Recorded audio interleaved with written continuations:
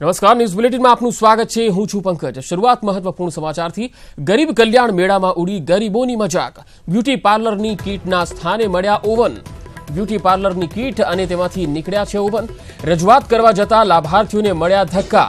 પોશીનાના લાભાર્થીઓને બોલાવવામાં આવ્યા છે, પરંતુ કીટ આપવામાં ન આવી અને કીટ સ્ટોલ પર લોકોનો ભારે ધસારો જોવા મળી રહ્યો છે। તો સાબરકાંઠામાં ગરીબ કલ્યાણ મેળામાં ગરીબોની એક રીતે મજાક જ ઉડી ગઈ, કારણ કે બ્યુટી પાર્લરની કીટ આપવામાં આવી હતી, પરંતુ જ્યારે એ કીટ ખોલીને જોયું તો તે ઓવન નીકળ્યા। બ્યુટી પાર્લરની કીટ અને તેમાંથી નીકળ્યા ઓવન। વધુ માહિતી સાથે સંવાદદાતા ઈશાન પરમાર અમારી સાથે જોડાયા છે। ઈશાન, જે રીતે બ્યુટી પાર્લરની કીટ આપવામાં આવનાર હતી અને આ કીટની જગ્યાએ ઓવન કેવી રીતે નીકળ્યા? શું આ કોઈ ભૂલ હતી કે પછી બ્યુટી પાર્લરની કીટને બદલે ઓવન જ પધરાવી દેવાયા?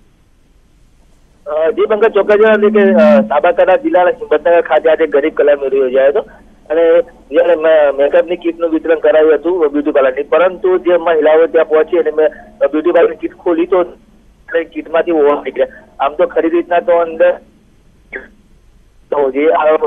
પરંતુ જે માંથી નહીં કરતા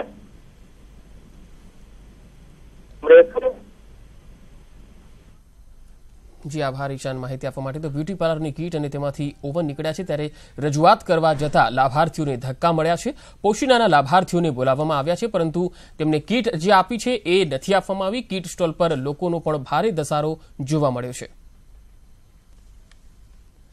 નડિયાદમાં ગોધરા એસટી બસના ડ્રાઈવરને ડાકોર નજીક ચાલુ બસે હાર્ટ એટેક આવ્યો છે।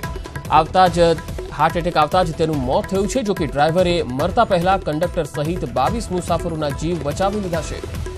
મુસાફરોને અન્ય બસ મારફતે ગોધરા મોકલી દેવાયા છે। બસ ચાલકના મૃતદેહને પીએમ માટે ડાકોર સરકારી હોસ્પિટલમાં ખસેડાયો છે। ડાકોર પોલીસે કાયદેસરની કાર્યવાહી હાથ ધરી છે।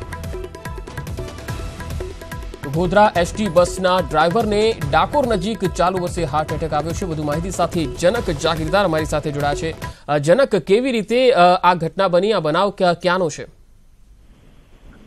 પંકજ, આ જે ખેડા જિલ્લાનો નડિયાદ જે મુખ્ય મથક છે ત્યાંથી નડિયાદ ગોધરાની બસ હતી। દિનેશ વસૈયા નામનો ડ્રાઈવર છે। એ બસ લઈને નીકળ્યો અને લગભગ 25 જેટલા મુસાફરો બસમાં મુસાફરી કરતા હતા અને ડાકોર પાસે એને અચાનક છાતીમાં દુખાવો પડતા, એટલે કે કહી શકાય કે હાર્ટ એટેક આવતા આ ઘટના બની છે। દિનેશ વસોયાનું મૃત્યુ થયું છે। જોકે તેણે તમામ બસને એ રીતે પાર્ક કરી કે મુસાફરોને કોઈ નુકસાન થયું નથી, કોઈ મુસાફરને ઈજા કે કોઈ પણ જાતની ગંભીર બાબત મુસાફરો સાથે બનવા પામી નથી। ડાકોર પોલીસને ઘટનાની જાણ થતા ડાકોર પોલીસે કાયદેસરની કાર્યવાહી આરંભી છે અને હાલ તો તેની અંતિમ વિધિની પ્રક્રિયા એટલે કે પોસ્ટમોર્ટમ ને થઈ રહ્યું છે ડાકોર રેફરલ હોસ્પિટલમાં। જી જનક, જે ડ્રાઈવર છે બસનો, તેને બસમાં જ હાર્ટ એટેક આવ્યો હતો, ત્યારે બસ થોભાવીને તેને હોસ્પિટલમાં પણ લઈ જવાયો હતો કે પછી એ બસની બહાર નીકળતા જ મોતને ભેટ્યો હતો? ના, ચોક્કસ એ તેને બસની બહાર લઈ અને હોસ્પિટલમાં સારવાર માટે બી લઈ જવાયો હતો, પણ ત્યાં એવું માલુમ પડ્યું કે ત્યાં તેનું ઓલરેડી મૃત્યુ થઈ ચૂક્યું। જી જનક, આભાર માહિતી આપવા માટે। મુંબઈના વિક્રોલી રેલવે સ્ટેશન પર એક મહિલાએ તેની પુત્રી સાથે આત્મહત્યાનો પ્રયાસ કરતા ચકચાર મચી ગઈ છે। આ સમગ્ર ઘટના ત્યાં લાગેલા સીસીટીવી કેમેરામાં કેદ થઈ ગઈ છે। સામે આવેલા સીસીટીવી ફૂટેજમાં સ્પષ્ટ દેખાય છે કે એક મહિલા તેની પુત્રી સાથે આવી છે અને સામેથી આવતી ટ્રેન સામે ઝંપલાવી દે છે, પરંતુ લોકો પાયલોટ હોય છે તે અને લોકોએ મળી મહિલા અને બાળકીને બચાવી લીધી છે। મહિલાની પૂછપરછમાં સામે આવ્યું કે તેણે પતિના ત્રાસથી ત્રસ્ત થઈને આત્મહત્યાનો પ્રયાસ કર્યો હતો। તો ઘટના છે મુંબઈના વિક્રોલી રેલવે સ્ટેશન પરની, જ્યાં એક મહિલાએ તેની પુત્રી સાથે આપઘાતનો પ્રયાસ કર્યો છે। આ સમગ્ર ઘટના સીસીટીવીમાં કેદ થઈ ગઈ છે। દ્રશ્યમાં જોઈ શકાય છે કે આ મહિલા તેની પુત્રીને લઈને જાય છે અને જેવી ટ્રેન આવે છે પહેલા જ તે રેલવે ટ્રેક પર કૂદે છે અને આપઘાતનો પ્રયાસ કરે છે। સામે આવેલા સીસીટીવી ફૂટેજમાં સ્પષ્ટ જોઈ શકાય છે, પરંતુ લોકો પાયલોટ અને આસપાસના જે લોકો હતા તેમણે આ મહિલા અને બાળકીને બચાવી લીધી હતી। મહિલાની પૂછપરછમાં સામે આવ્યું છે કે તે તેના પતિથી ત્રસ્ત હતી, તેનો પતિ તેને ત્રાસ આપતો હતો, જેનાથી પરેશાન થઈને તેણે આત્મહત્યાનો પ્રયાસ કર્યો હતો। જૂનાગઢમાં માર્કેટિંગ યાર્ડમાં ખેડૂતોએ હોબાળો મચાવ્યો. તુવેરમાં ઓનલાઈન રજીસ્ટ્રેશનને લઈને આ હોબાળો મચાવવામાં આવ્યો હતો. સવારથી ખેડૂતોએ લાઈનો લગાવી છે અને ટોકન મર્યાદિત માત્રામાં આપવામાં આવતા જ હોબાળો મચી ગયો. અધિકારીઓને રજૂઆત પણ કરવામાં આવી છે.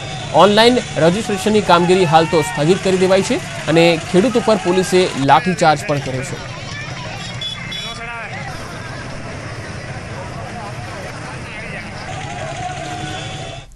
દ્વારકામાં હોસ્પિટલમાં કોંગ્રેસી ભૂવા ધૂણાવીને વિરોધ કર્યો. સરકારી હોસ્પિટલમાં ડોક્ટર અને સ્ટાફની ઘટ હોવાથી વિરોધ નોંધાવવામાં આવ્યો છે.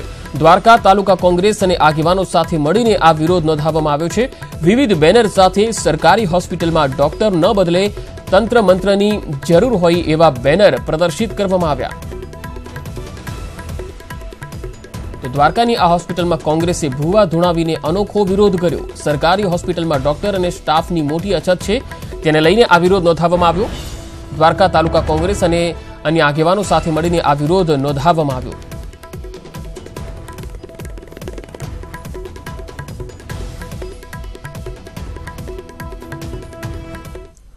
અમદાવાદમાં સરકારના મેગા પ્રોજેક્ટ મેટ્રોના આગમન પૂર્વે તેની કામગીરીને લઈને સામાન્ય લોકો સામે અનેક સમસ્યાઓ સામે આવી રહી છે. ગોમતીપુરમાં આવેલી કરીમ ચૌધરીની ચાલીમાં સ્થિત એક સિલાઈની દુકાનમાં ગઈકાલે અચાનક નાસભાગ મચી ગઈ. દુકાનના પથ્થર તૂટી ગયા અને જમીનમાંથી અચાનક લાવા જેવું પ્રવાહી નીકળવા લાગ્યું, જેના કારણે લોકોમાં ભયનો માહોલ સર્જાયો. આખરે કારણ સામે આવ્યું કે અહીંથી પસાર થતી મેટ્રોની ટનલના પરિણામે જમીનમાં ભૂવા પડ્યા હતા અને તેના પરિણામે કેમિકલના પાણી ફીણ સ્વરૂપે બહાર નીકળવા લાગ્યા. સાંજે 7:30 વાગ્યાની આસપાસ બનેલી આ ઘટનામાં ફાયર બ્રિગેડની ટીમ અને મેટ્રો રેલના ટેકનિશિયન દ્વારા સવારે 5 વાગ્યે સ્થિતિ પર કાબુ મેળવી લેવાયો હતો.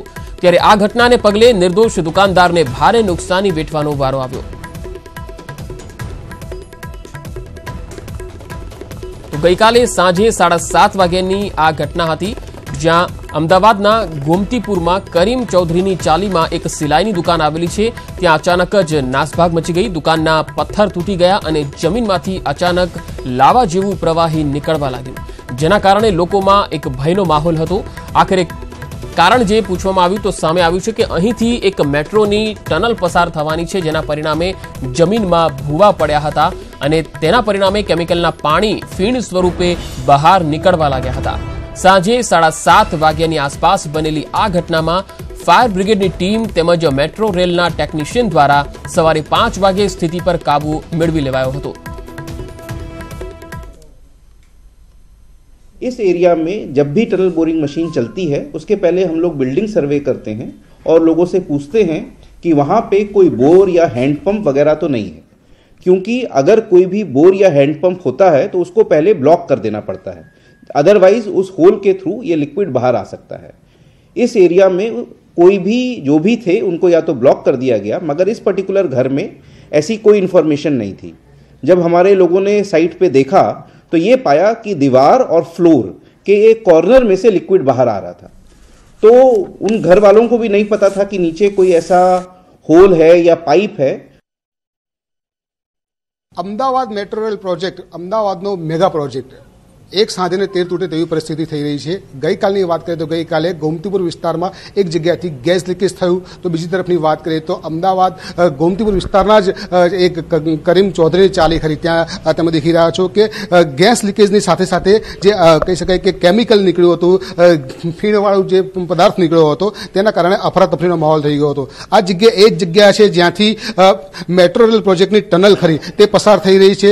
આ જમીનની નીચે જે ટનલ નીકળી રહી છે ત્યારે આ જમીન ઉપર જે દુકાન છે, દુકાનમાં અચાનક જ ભૂકંપ જેવી પરિસ્થિતિ થઈ. અચાનક જ પથ્થર જે ખરા તે ઉખડી ગયા અને ત્યારબાદ અંદરથી જે ફીણયુક્ત જે પ્રવાહી ખરું તે નીકળ્યું હતું. તો પેનિક અફરાતફરીનો માહોલ થઈ ગયો હતો. ત્યારે દુકાનદાર સાથે વાત કરીશું કે શાનું દુકાન છે અને શું થયું હતું. સાહેબ, મને આપનો પરિચય આપજો. સર, મારું નામ તાજ મોહમ્મદ છે. બરાબર, મારી પોતાનું વાત કરવા જઈએ, શાની દુકાન છે તમારી અને અહીંયા શું થયું છે? જોબ વર્કનું કારખાનું છે, પંજાબી ડ્રેસનું. મારો લગભગ 15 વર્ષથી અહીં કારખાનો છે. બરાબર, અહીંયા પહેલાં તો હાલ્યું, ભૂકંપ જેવું આવ્યું, બરાબર, પથ્થર હિલી ગયા બધું, ને પછી એકદમ ફેણ જેવું હોય ને એકદમથી બહાર આવ્યું ને બધું એને આખી દુકાન પૂરી ભરાઈ ગઈ હતી. પછી શું થયું? તો પોલીસમાં કમ્પ્લેન કરી અને ફાયર બ્રિગેડમાં કમ્પ્લેન કરી. મેટ્રોવાળા પછી આયા 8 વાગે આવ્યા. આ 7:30નો બનાવ છે. મેટ્રોવાળા 8, 8:30 વાગે આવ્યા કેટલા ડરી ગયા હતા તમે જ્યારે ઘટના બની ત્યારે કેટલા ડરી ગયા? બહુ ડરી ગયા હતા. મેં એવું થયું કે મકાન પડી જશે એમ હતું સર. આસપાસના જે વિસ્તારની વાત કરું તો લોકો બધા ભેગા થઈ ગયા હશે. ભેગા થઈને મદદ કરી હતી, બધા ભેગા થઈને મારી મદદ કરી હતી. કેટલા કલાકની મહેનત બાદ આ કંટ્રોલમાં થયું? સવારે 5 વાગે કંટ્રોલમાં થયું છે. એકદમ બંધ થઈ ગયા, કેમિકલ યુક્ત કંઈ નાખ્યું છે આમાં, તો બંધ થઈ ગયું છે. અત્યારે થોડી રાહત છે. ધંધાનું નુકસાન ધંધાનું નુકસાન છે. મારા 15 કારીગરો છે, 15 અહીંયા કામ કરે છે કારીગરો. કારીગર બધા નીકળી ગયા, ડરના મારે ભાગી ગયા બધા કારીગર નીકળી ગયા બધા. તો આ હતા તાજભાઈ જેઓ અહીંયા કહી શકાય કે સિલાઈનું કામકાજ કરે છે. ત્યારે આ જે મેટ્રો રેલ પ્રોજેક્ટ ખરો, મેટ્રો રેલ પ્રોજેક્ટની ટનલ ખરી, તેમાંથી અચાનક જ જે કેમિકલ યુક્ત પાણી, ફીણયુક્ત પાણી નીકળ્યું હતું, તેના કારણે અફરાતફરીનો માહોલ થઈ ગયો હતો. અંદાજે 15 જેટલા કારીગરો અહીંયા કામ કરે છે. ત્યારે તાજભાઈનો કહી શકાય ધંધાનું નુકસાન થયું છે. સાથે સાથે જે પેનિકનો માહોલ ખરો, ચારે તરફ પેનિકનો માહોલ દેખવા મળી રહ્યો છે. અત્યારે હાલ વાત કરીએ ઘટનાને અંદાજે 10 થી 12 કલાક થઈ ગયા છે. ત્યારબાદ પણ અહીંયા સ્થાનિકો ખરા, સ્થાનિકોમાં ભયનો માહોલ દેખવા મળી રહ્યો છે. સ્પષ્ટ રૂપે માનવું રહ્યું કે મેટ્રો રેલ પ્રોજેક્ટ અને ફાયર બ્રિગેડ દ્વારા કહી શકાય કે સમગ્ર અકસ્માત હતો તેની પર કાબુ મેળવી લીધો છે. પરંતુ જે ભયનો માહોલ ખરો તે હજી પણ કહી શકાય યથાવત છે. કેમેરામેન પોખરાજ સાથે હિમાંશુ વોરા, ન્યૂઝ 18 ગુજરાતી, અમદાવાદ. ગુજરાત કોંગ્રેસના ચૂંટણી પ્રભારી રાજીવ સાતવે ભલે ગુરુવારના રોજ નિવેદન આપી દીધું કે કોંગ્રેસમાં બધું બરાબર ચાલી રહ્યું છે, કોંગ્રેસમાં ટાંટિયા ખેંચ કે જૂથબંધી જેવું કશું નથી, પરંતુ રોજે રોજ કોંગ્રેસમાં ચાલતું કકડાટ અને જૂથબંધીના દર્શન થયા કરે છે. અમદાવાદના દરિયાપુરના ધારાસભ્ય ગ્યાસુદ્દીન શેખે કોંગ્રેસના સિનિયર નેતાઓની ખુલ્લા મંચ પર એવી ઝાટક નીકાળી કે સામે આવી ગયું યુવા નેતાઓને કોંગ્રેસના સિનિયર નેતાઓ સાથે કેટલું ગોઠવે છે. અને ગ્યાસુદ્દીન શેખે આક્રોશ ભર્યા સ્વરે વરિષ્ઠ નેતાઓને રીતસરની ચેતવણી આપી દીધી છે કે બસ હવે બહુ થયું, સિનિયર નેતાઓ હવે યુવા નેતાઓને કામ કરવા દે, તેમનો જાણે ગરાસ લૂંટાઈ ગયો હોય તેવું વર્તન ના કરે, નારાજ થઈને ના ફર્યા કરે. ગ્યાસુદ્દીન શેખે કેવા તીખા તેવર અપનાવ્યા છે, સાંભળો. ગ્યાસુદ્દીન શેખ જે મંચ પરથી બોલી રહ્યા હતા તે અમદાવાદ શહેર કોંગ્રેસ સમિતિનો કાર્યક્રમ હતો, જ્યાં તેઓ વીએસ હોસ્પિટલ બચાવોના બેનર સાથે કોંગ્રેસી નેતાઓની વચ્ચે બોલી રહ્યા હતા. ગ્યાસુદ્દીન શેખ સિનિયર નેતાઓને વીણીને ચાબખા મારતા હોય તેમ ચોખ્ખું સંભળાવી દીધું કે જેઓ પોતાની વિધાનસભા બેઠક સંભાળી ન શક્યા તે નેતાઓ હવે લોકસભાની ચૂંટણી જીતાડવાની વાતો કરી રહ્યા છે. ગુજરાતમાં કોંગ્રેસ કેટલી મજબૂત છે, 2019ની લોકસભાની ચૂંટણીને લઈને કોંગ્રેસ કેટલી તૈયાર છે, આવો એ પહેલા ગ્યાસુદ્દીન શેખે શું કહ્યું